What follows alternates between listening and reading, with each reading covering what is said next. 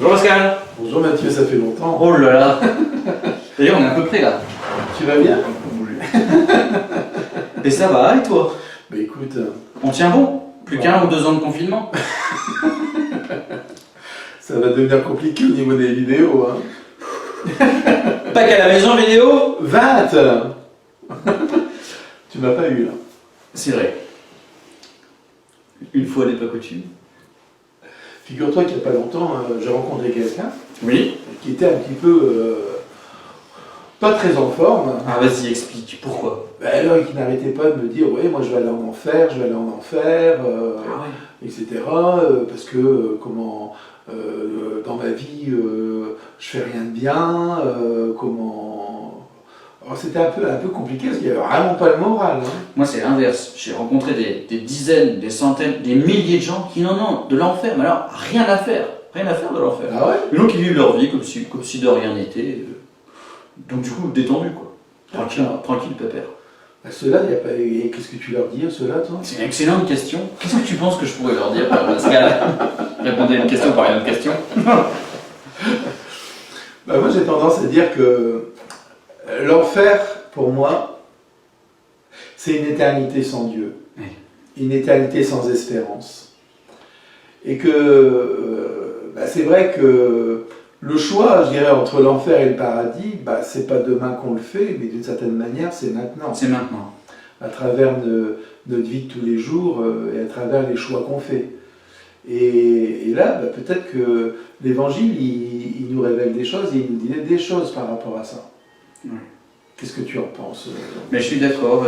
Je crois qu'il y a pas mal de passages d'Évangile où Jésus nous titille, nous pique, nous picote, voire nous envoie une grosse mandale dans la figure.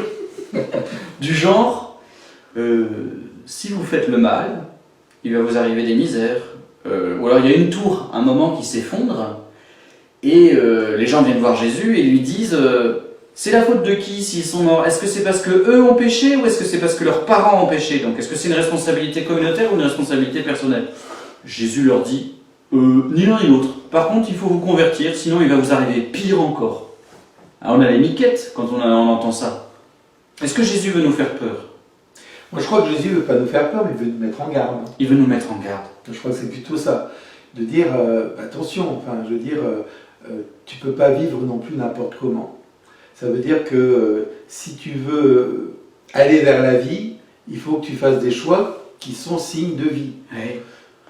Si tu veux aller vers la mort, tu fais des choix qui te conduisent à la mort. Oui, mais c'est quand même pas un problème d'aller boire une bière avec mes amis ou faire mon travail, de me marier ou des choses comme ça. Je fais rien de mal à personne. Je vais quand même pas aller en enfer parce que je fais rien de mal à personne. Je suis pas voleur, je suis pas menteur, je vais tuer personne. Faut arrêter avec cette histoire d'enfer. Moi, je crois que ce que nous dit l'Évangile, en tout cas, Oui. c'est de nous dire, bon, c'est pas non plus culpabiliser pour tous les trucs et tout et n'importe quoi, faut pas non plus exagérer. Et Dieu n'est pas là en train d'épier nos vies pour dès qu'on fait un mauvais pas, hop, tu vas en enfer. Il claque. En tout cas, moi je ne veux pas croire en ce Dieu-là, Moi non plus. personnellement. Moi non plus. Mais je crois que l'Évangile nous dit, il est assez clair, Jésus, pour en finir. Il nous dit, écoute, si tu ne veux pas trop te tromper par rapport au chemin qui te conduit vers la vie, tu regardes dans ta vie si les choix que tu fais sont des choix d'amour. D'amour de Dieu et d'amour du prochain. Si tu fais des choix d'amour, il y a peu de chances que tu t'égares. Ouais, mais je peux faire des choix d'amour. J'aime ma femme, j'aime mon métier, j'aime mes potes. C'est bien. J'ai pas besoin de Dieu parce qu'il faut arrêter avec ces histoires. Non, mais c'est déjà pas mal. Hein. C'est déjà pas mal. Ah bah c'est bien. C'est déjà pas mal. Mais aimer Dieu, je veux dire, c'est lui qui nous offre la vie. Il ne faut pas l'oublier. Enfin, je veux dire, cette notion de vie éternelle, à laquelle on aspire tous, c'est lui qui nous dit si tu crois en moi, tu auras la vie éternelle. Hein, c'est Jésus qui dit celui qui croit en moi aura par moi la vie éternelle. Et je pense qu'il y a donc à un moment donné à se poser la question qu'est-ce que je veux pour en finir dans ma vie? Est-ce que je veux uniquement m'accrocher à cette terre et à ce qu'elle propose, au bonheur immédiat, ou tout de suite, qui pour en finir n'arriveront jamais à combler ni ma vie ni l'éternité? Ou est-ce que, à travers ce que je vis aujourd'hui, et à travers l'amour que je peux avoir de Dieu et des autres, je construis ce chemin qui me mène à l'éternité. En fait, ça revient à dire, si on veut aller dans l'éternité, si on veut aller au ciel, il faut que le ciel soit déjà présent dans ma vie maintenant. Exactement. Et je pense que c'est ce qui est dit à travers le baptême. Quand on reçoit le baptême, il y a toute cette éternité de Dieu qui entre en nous et qu'on a à faire grandir, à nourrir. À nourrir par la connaissance de Dieu, par la prière, par la parole de Dieu, mais par l'amour des autres aussi. Hein. Et moi je crois qu'on vit dans un monde aujourd'hui où on pense au tout de suite. On croit que le bonheur il est immédiat. Il faut qu'on achète la dernière télé qui arrive, la dernière bagnole qui arrive, etc. Et on croit que ça va nous rendre heureux. Et quand on l'a, bon, on a envie d'autre chose. Et on va comme ça. Et on croit que c'est ça le bonheur. Mais si c'est ça le bonheur, c'est une catastrophe. C'est un peu tristounet, effectivement. C'est une catastrophe. Dieu nous invite à un bonheur beaucoup plus grand, beaucoup plus fort. Pour accéder à ce bonheur-là, c'est vrai qu'on a des choix à faire dans notre vie. De se dire, est-ce que je cherche le chemin qui me conduit à la vie éternelle? Et là, on entend la parole de Jésus en écho, je suis le chemin, la vérité et la vie. Tu veux connaître le chemin de la vie éternelle? Il n'y a pas, il faut que tu ouvres les évangiles, il faut que tu regardes ce que fait Jésus, il faut que tu écoutes ce qu'il dit, et puis te dire, et moi là-dedans, à quoi il m'appelle? Voilà. Et c'est là qu'est le chemin de la vie éternelle, il n'est pas ailleurs. Du coup, comment est-ce que tu expliques la finale de l'évangile de Marc? Celui qui croira et sera baptisé sera sauvé, c'est-à-dire qu'il va aller au ciel. Celui qui ne croira pas sera condamné. Il y a des paroles comme ça de Jésus qu'il faut prendre un peu au sérieux, quoi. Et de se dire, on a le choix. On a, je dirais, toute notre vie sur terre pour choisir Dieu et la vie ou le néant. C'est nous qui choisissons. Et Dieu nous laisse la liberté totale de croire ou de ne pas croire en lui. Mais il nous dit, attention, il y a un chemin qui va te conduire vers la vie, et il y a un chemin qui va te conduire dans le néant.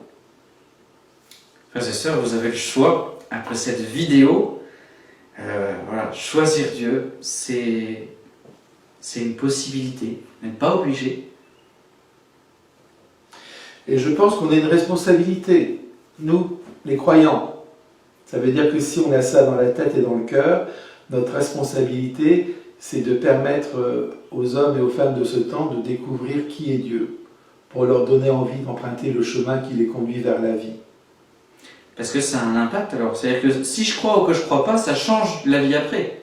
C'est-à-dire que si je suis quelqu'un de gentil toute ma vie, mais sans croire, c'est déjà pas mal. Donc j'ai pas besoin de croire, puisque sans croire, ma vie elle est déjà belle, et j'aurais aimé les autres, Il y a plein de gens qui ont même plus d'amour que les chrétiens. Alors, tout cela, ils vont aller au ciel. À quoi ça sert de croire si on s'en sort très bien sans croire? Je pense qu'il y a quand même une phrase de Saint Jean qui dit que celui qui aime connaît Dieu, celui qui n'aime pas ne connaît pas Dieu. Ça veut dire que quelque part l'incroyant qui aime pendant toute sa vie, d'une certaine manière il a côtoyé Dieu pendant toute sa vie, à travers l'amour qu'il a eu. La révélation, il va l'avoir de l'autre côté quand il va vivre ce face-à-face avec le Seigneur. Et je me dis que c'est là où il aura peut-être le choix pour en finir encore, une dernière fois, de dire à Dieu, pour en finir, je ne t'ai pas reconnu dans ma vie et j'étais idiot. Et aujourd'hui, je reconnais que pour en finir, tu l'as été, ou je refuse. Je refuse de croire que tu as été dans ma vie. C'est un petit peu le poème des pas dans le sable, hein. Je veux dire, où à la fin de sa vie, un homme demande à Dieu, je voudrais relire toute ma vie avec toi.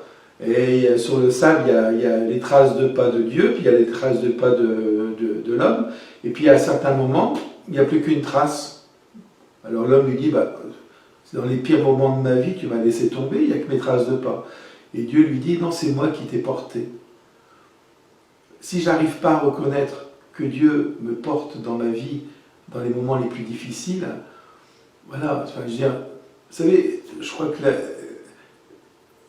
ce qui fait que Dieu est Dieu, c'est qu'il nous laisse jusqu'au bout la liberté de le choisir ou de le rejeter. Et ça, c'est peut-être la plus belle preuve de son amour pour chacun d'entre nous. Ça oui, vraiment. Et donc, on est libre, profondément libre. Mais en même temps, il faut qu'on assume cette liberté. Merci beaucoup Pascal. Voilà. Et on espère que cette vidéo va vous permettre d'y réfléchir. Et puis, peut-être qu'il y aura une suite, hein, qui sait. Mais pourquoi pas. À bientôt.